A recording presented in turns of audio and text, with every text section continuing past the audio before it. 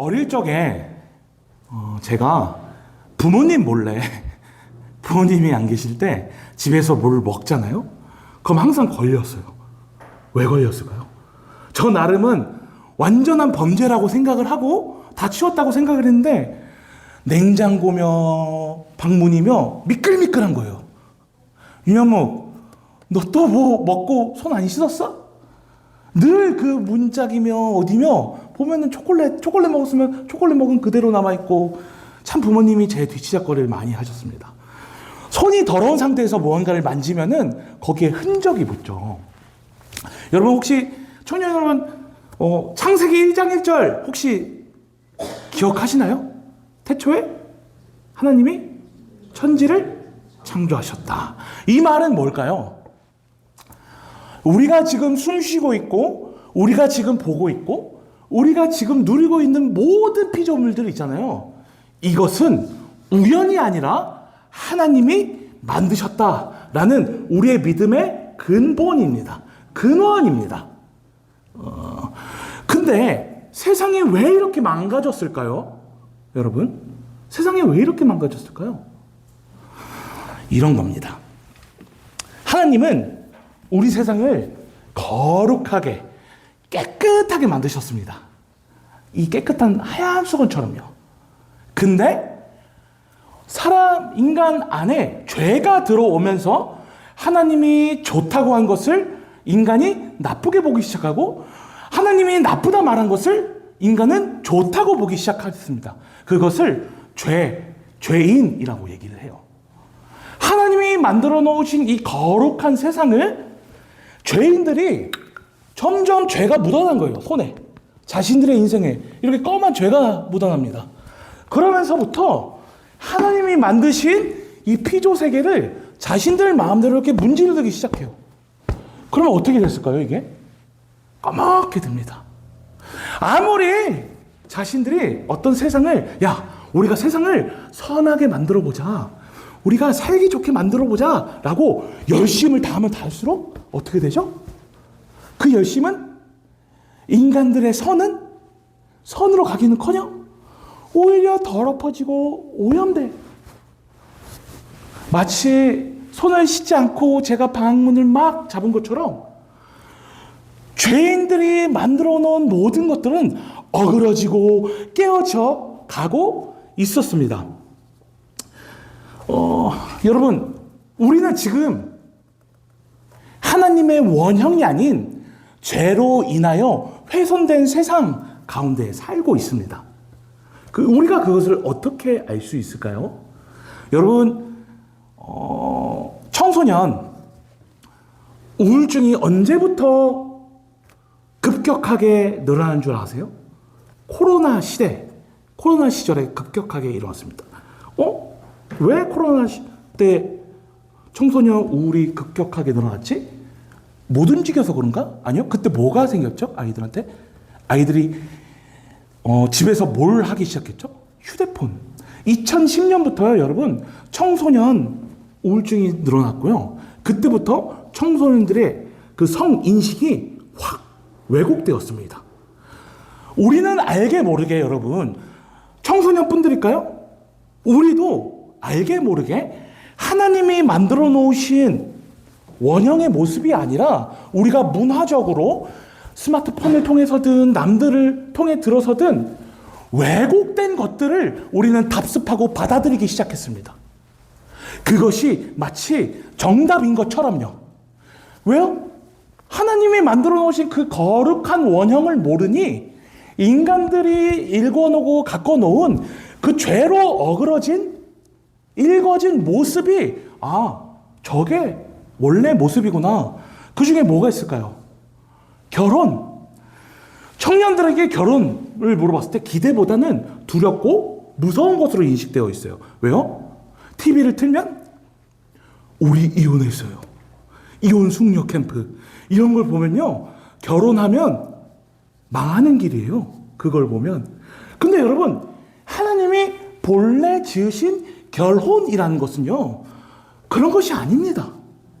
우리는 지금 헷갈리는 게 원형을 모르기 때문에 원형이 아닌 가짜 짭퉁을 보고 야, 저게 결혼인가 봐 라고 속고 있는 거예요.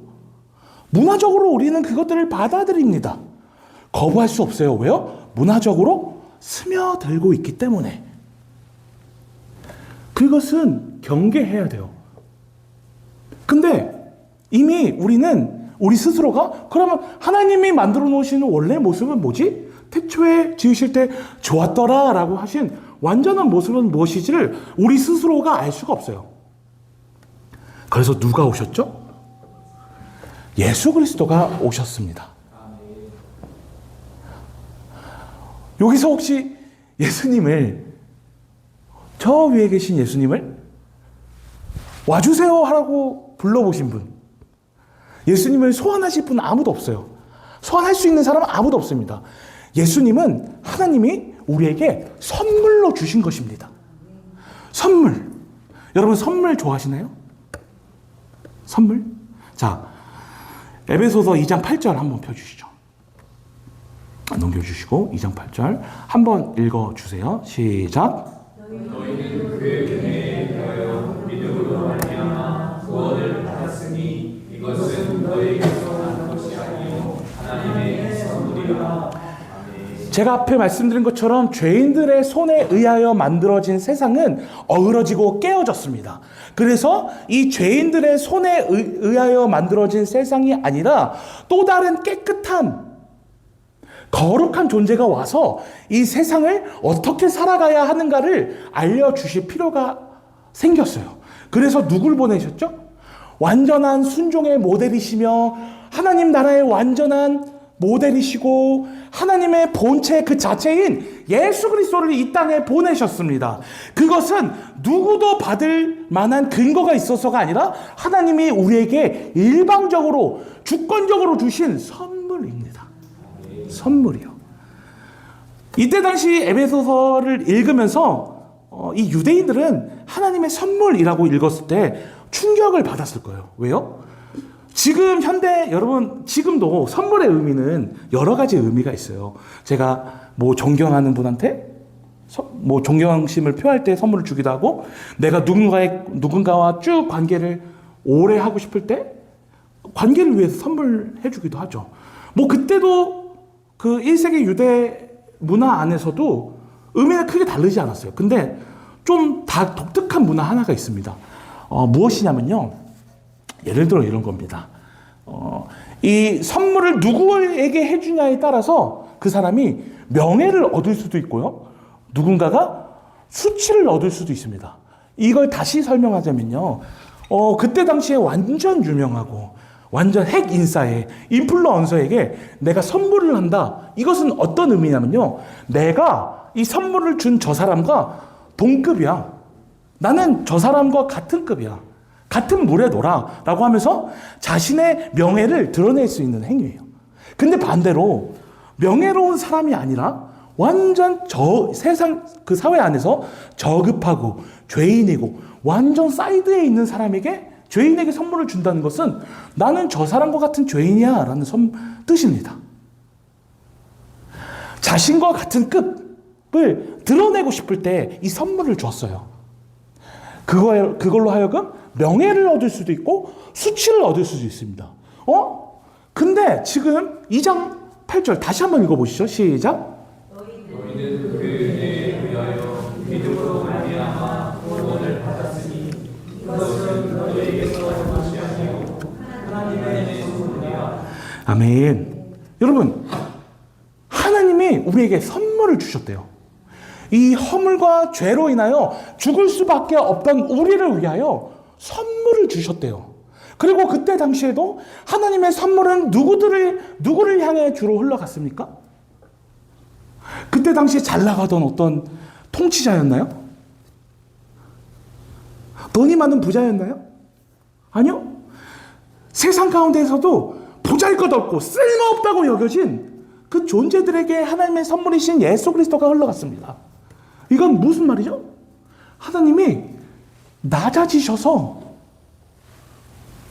내가 너희와 같은 눈높이에서 너희가 이해할 수 있는 선물을 줄게 라는 의미. 하나님이 낮아지신 거예요. 자신의 명예를 버리시고 수치를 입으신 것입니다. 왜요? 우리에게 선물을 주시기 위하여. 유대인들은 이거 들었을 때 너무도 큰 충격이었을 거예요. 아니, 어떻게 우리가 그렇게 고대하고 고대하던 신이 저런 죄인들하고 어울릴 수 있는가? 믿기지 않고 믿기 싫었을 거예요.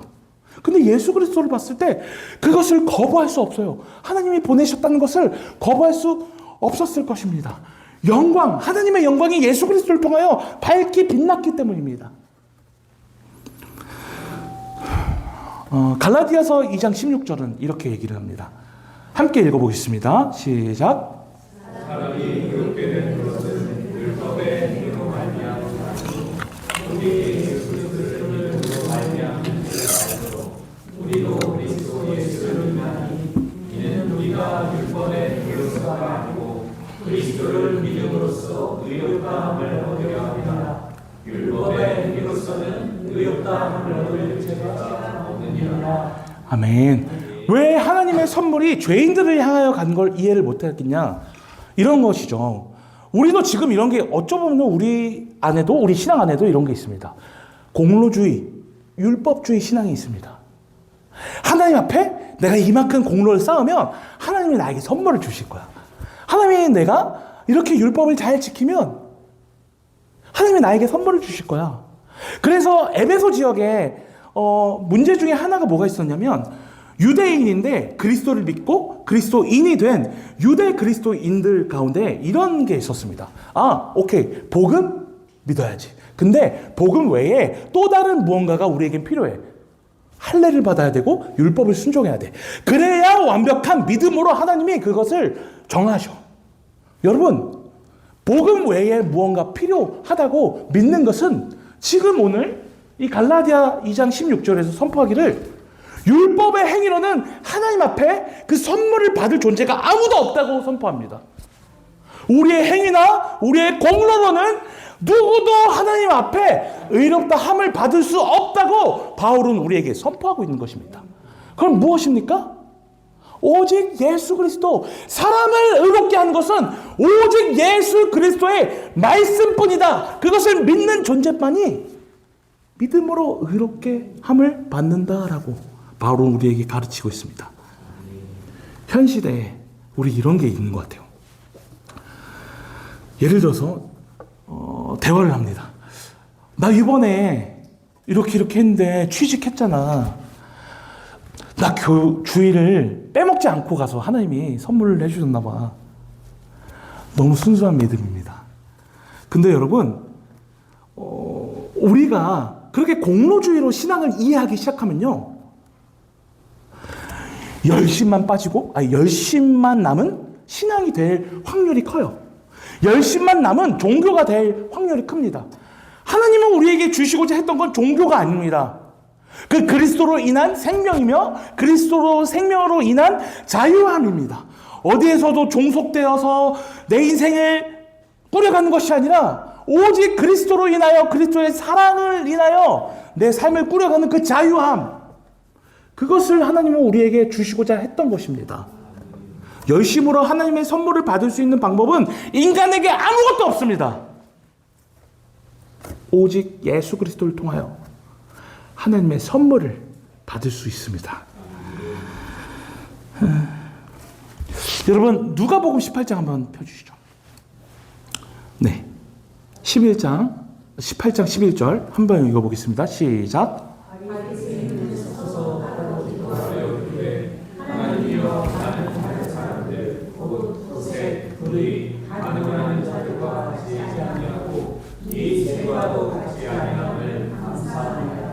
아멘. 제가 앞에 말씀드린 것처럼 바리새인들도 이런 인식이 있었어요. 하나님, 저는 하나님 앞에 1년에 2번씩 금식해요. 그리고 저는 11조도 빼먹지 않고 해요. 그리고 무엇보다 저는 저기 저 비천한 세리들처럼 죄도 지지 않았고요, 간음도 하지 않았고요, 남의 것을 훔치지도 않았어요. 저는 이런 제가 감사합니다. 하나님 앞에 이런 제가 의로울 수 있어서 감사합니다 라고 그들은 인식하고 있었어요. 자신들의 공로를 하나님 앞에 받아들여질 수 있는 근거로 삼은 것이죠. 근데 누가복음 18장 14절의 해설은 너무 충격적입니다. 함께 읽어보겠습니다. 시작. 내가 너에게 이르노니 이에 저 바리새인이 아니고 이 세리가 의롭다 하심을 받 네, 됐습니다. 하나님 앞에 받아들여질 수 있는 공로가 있다고 생각한 바리새인들이 아니라 누구라고요? 세리들. 세리들은 어떻게 기도했냐? 하나님, 저는 하나님을 볼 수 없는 죄인입니다. 저를 용서하여 주시옵소서 라고 무릎 꿇고 울 수밖에 없던 존재들입니다. 하나님 앞에 내세울 공로가 하나도 없던 죄인들이에요. 그런데 이 기도를 누구의 기도를 들으셨다고요? 세리들의 기도를 들으셨다. 세리들이 하나님 앞에 의롭다 함을 받는다라고 나와 있습니다. 누가복음 18장 아래 보면요. 본문 없습니다. 안 띄워주셔도 됩니다. 맹인이 나옵니다. 이 맹인이 예수님이 지나가자 소리쳐 외치죠. 다윗의 자손 예수여, 나를 불쌍히 여기소서. 사람들이 말리기 시작합니다. 야, 시끄러워. 예수님이 너 같은 맹인 쳐다도 볼 것 같냐? 니는 네 죄 때문에, 니네 조상 죄 때문에 그렇게 눈이 뭐하는 거야. 조용히 하고 있어. 거룩한 예수님 부르지 말고. 그거에 굴하지 않고 한 번 더 부르셔. 다윗의 자손 예수여, 나를 불쌍히 여기소서. 그때 예수님의 시선이 그 맹인에게 갑니다. 그리고 맹인에게 걸어가십니다. 바리새인들도 있고요. 많은 주민 사람들이 보는 상태에서 그 맹인의 눈을 뜨게 하십니다. 예수님이 지금 누구에게 향하셨죠? 맹인에게 향하셨습니다. 예수님이 맹인에게 향할 때 맹인이 예수님 앞에 쌓았던 공로가 있습니까? 맹인이 예수님을 자신에게 오게 하기까지 자신이 내세울 수 있는 공로가 있었나요? 아니요. 맹인의 공로는 아무것도 없었습니다. 맹인이 할 수 있었던 건 그저 하나님 앞에 부르짖으며 기도하는 것 외에는 맹인은 의롭다 함을 받을 수 있는 공로가 아무것도 없었습니다. 반대로 그 주변에 있던 바리새인들은 자신들이 하나님 앞에 내세울 수 있었던 공로가 많다고 생각을 했겠죠. 여러분, 우리가 이것을 통하여 알 수 있는 것은 무엇일까요? 왜 누가복음 18장은 바리새인의 기도를 비추다가 끝에 그 맹인에게 다가가신 예수님을 비추셨을까요? 우리가 예수님에게 받아들여질 수 있는 근거는 우리의 공로가 아니요, 우리의 자격 없음을 아는 죄인임을 선포할 때 예수 그리스도께서 우리 이 죄인들의 인생에 찾아오셔서 하나님 앞에 받아들여질 수 있는 공로가 예수님이 되어주시기 때문입니다. 죄인들이 하나님 앞에 받아들여질 수 있는 방법은 예수 그리스도가 인생 가운데 담겨지실 때인 줄 믿습니다. 맹인은 그것밖에 할 수 없었어요. 울부짖으며 하나님 앞에, 예수님 앞에 나를 바라봐 주십시오. 제가 당신 앞에 의로울 거 하나 없지만 저에게 좀 와주십시오. 저를 좀 쳐다봐 주십시오. 라고 부르시는 것 외에 맹인이 할 수 있는 것이 없었어요. 그것이 맹인이 하나님 앞에 받아들여질 수 있는 근거가 되었던 것입니다. 혹시 영화 중에 청년 여러분, 눈먼 자들의 도시라는 영화를 아시나요? 눈먼 자들의 도시. 그 영화의 내용을 잠깐 설명을 드리자면 이런 겁니다. 어느 날 한 도시에 한 사람이 눈이 안 보이기 시작한 거예요. 그냥 그 사람만의 문제인 줄 알았어요, 사람들은. 근데 점점 처음에 최초로 눈 먼 사람의 가족이 또 눈이 멀고 그 이웃이 눈이 멀고 이 눈이 점점 전염병처럼 이렇게 퍼지기 시작합니다.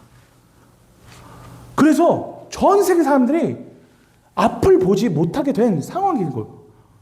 통제할 수 없는. 근데 유일하게 한 사람만이 그 앞을 볼 수 있습니다. 주인공만이 앞을 볼 수 있는 사람. 그 주인공은 어떻게 하냐?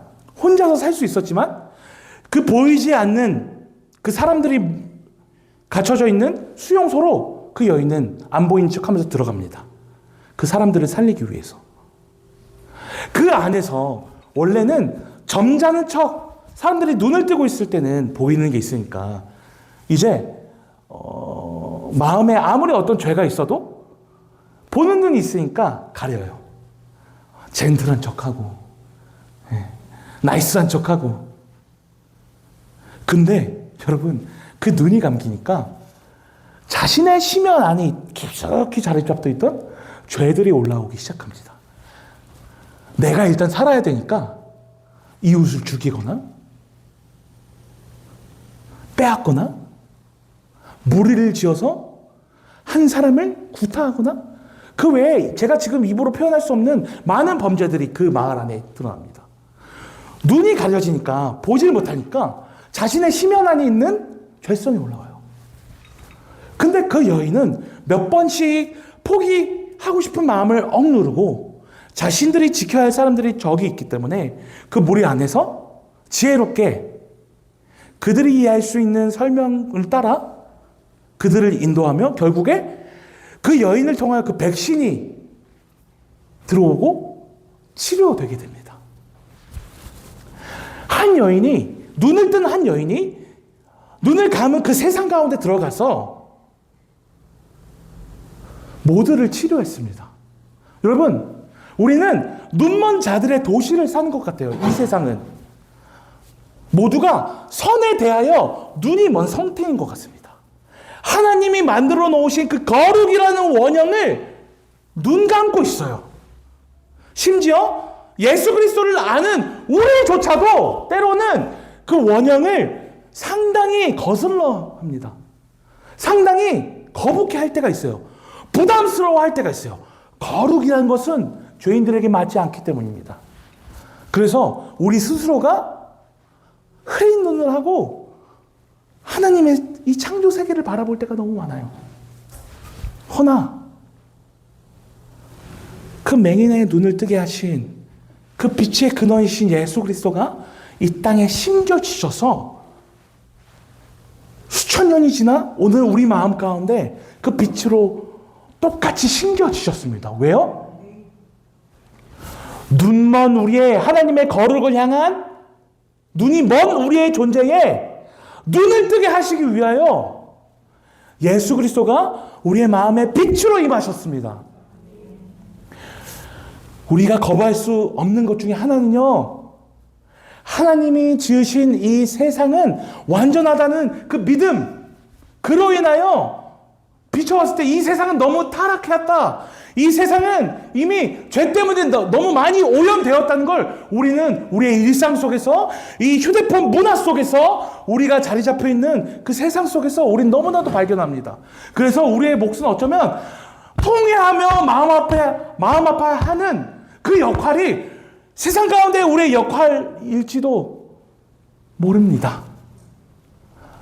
하나님이 마음 아파하시니 우리도 이 세상의 오염을 보며 통회하는 마음이 있어야 사실 정상입니다. 근데 우리가 아무리 그거를 발견할까 해서, 야, 우리가 노력해서 그럼 이걸 바꿔보자. 우리가 노력해서 우리가 좀 더 착한 일을 해서, 좋은 일을 해서, 구제를 해서, 돈을 많이 모아서 재단을 설치하고 우리가 무언가 열심히 해서 내가 성공을 해서 저거를 바꿔야지. 내가 공부를 열심히 해서 바꿔야지. 여러분, 안 바뀌어요. 왜요? 하나님 앞에 의롭다함을 얻을 수 있는 것은 우리의 노력과 우리의 공로가 아니기 때문입니다. 우리에게 선물로 주신 이 눈먼 자들의 눈을 뜨게 하셔서 하나님의 거룩을 발견하게 하시고 그 거룩을 흠모하게 하시고 그 거룩을 쫓으며 살게 하신 예수 그리스도가 모든 인생의 마음 가운데 담겨야 비로소 회복이 시작됩니다. 청년 여러분, 잘 살고 싶으시죠? 좋은 사람하고 결혼하고 싶으시죠? 여러분, 잘 살기 위해서 노력하는 것이 아니라 잘 사는 것의 원형을 만드신 하나님 앞에 나아가기 위하여 우리에게 주신 선물인 예수 그리스도에게 나아가십시오. 그것을 받고 누릴 때에야 우리는 우리의 인생이 어떻게 잘 살 수 있는가를 눈을 떠 발견할 수 있게 될 것입니다. 여러분, 좋은 결혼을 꿈꾸시나요? 문화 속에서 찾지 마십시오. 유튜브 강의에서 찾지 마시고, 결혼의 완전한 모델을 만드신 하나님의 원형을 발견할 수 있도록 예수 그리스도여 우리 마음 가운데 임하사 하나님의 그 거룩한 원형을 발견하게 하시고 완전하고 아름다운 결혼의 그 거룩성을 쫓게 하여 주시옵소서. 하나님이 보내신 그리스도라는 선물을 받아들이십시오. 교회를 열심히 다니지만 하나님이 보내신 그 선물인 그 복음을 풀러보지도 않고 인생을 끝내는 사람들이 그리스도인들 안에 너무나도 많습니다. 여러분, 이왕 교회를 다니는 거, 이왕 신앙생활을 하는 거, 하나님이 우리에게 복음을 선물로 주셨다는데 풀러봐야 되지 않겠습니까? 왔다 갔다만 한다는 거 여러분 정말 의미 없습니다. 하나님이 여러분을 위하여 누구도 줄 수 없는 선물을 예수 그리스도를 통하여 더욱더 깊고 풍성하고 완전하게 발견하게 하실 것입니다. 말씀을 맺겠습니다.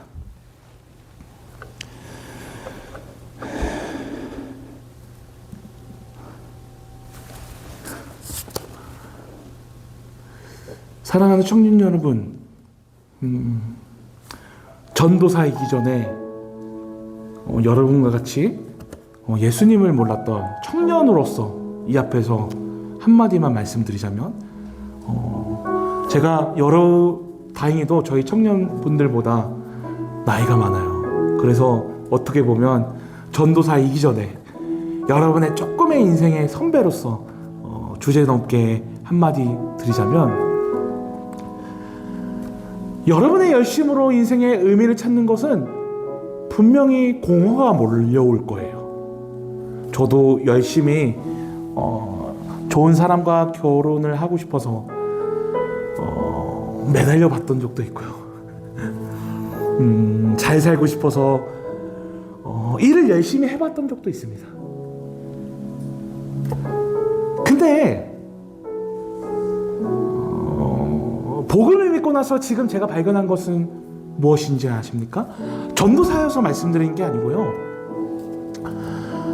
이렇게 발견하게 돼요. 아, 내가 필요했던 것은 열심이 아니었구나. 예수님이었구나. 예수님이 발견되니까 하나님이 원래 우리의 인생 가운데 한 명 한 명에게 예배해 놓으신 그 거룩한 원형을 찾게 되는 거구나. 우리가 지금 해야 되는 것은 열심이 아니라 거룩을 쫓는 것이구나. 열심히 세상 것을 쫓는 것이 아니고 하나님의 그 거룩한 원인이신 예수 그리스도를 우리 안에 모시는 것이구나를 발견하게 되실 것입니다. 여러분, 1년도 좋아요. 결단하시고 예수 그리스도 앞에 예수님 알기를 열심을 다해 보십시오. 교회 나와서 봉사하라는 말이 아닙니다. 교회 나와서 너희 여기서 교회 일 열심히 해. 그것을 통해서도 알 수 있게 되죠. 근데 지금 그러라고 제가 말을 한 것이 아닙니다. 열심을 다하여 여러분의 인생 가운데 하나님이 무엇이라 말씀하시는지, 여러분 인생 가운데 하나님이 어떤 선물을 예배해 두셨는지 여러분이 직접 말씀을 보고 모르신다면 저에게 물어보시고 그 말씀을 갖고 기도하시며 하나님하고 대화했으면 정말 좋겠습니다. 그것을 위하여 저 전재산이 몇 억이 있다면 여러분 믿으실지 모르겠지만 저는 기꺼이 그것을 하나님 앞에 드리고 싶어요. 제가 여러분 앞에 열심을 다하여 여러분이 그것을 경험할 수 있다면 저 정말 그것을 하고 싶어요. 근데 제 열심으로 되지 않습니다. 하나님의 은혜는 선물이기 때문에 선물을 받는 자들이 그것을 염원해야 되고 선물이 받는 자들이 그것이 선물인 줄 알아야 합니다. 사랑하는 청년 여러분, 예수 그리스도에게 나아가십시오.